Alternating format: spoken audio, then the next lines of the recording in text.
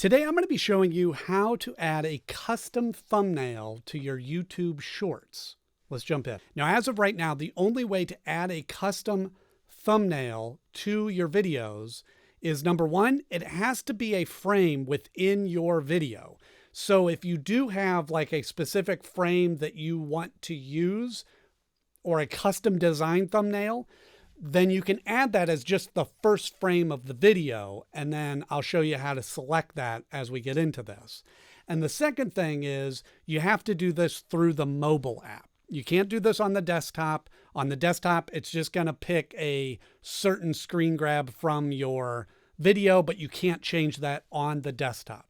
So let's jump into the mobile app and I'll show you how to do this. And down at the bottom, you just want to click on the plus sign and it's going to open up your camera.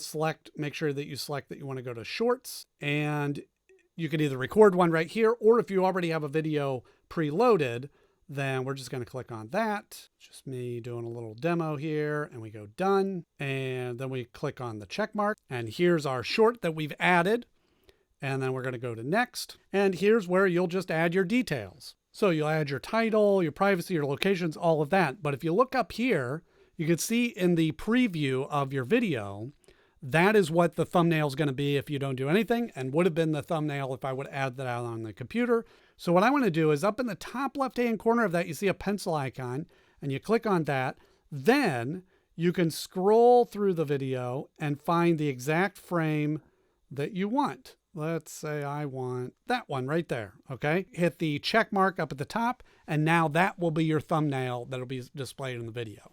And again, I'm just picking a random one for example's sake, but you could custom design a thumbnail, and just when you're editing the video, you can add that as the first frame. And then once you have that set, you just click Upload Short, and it'll upload that and get that ready to process for you. Hope you found this helpful, and I will see you in the next video.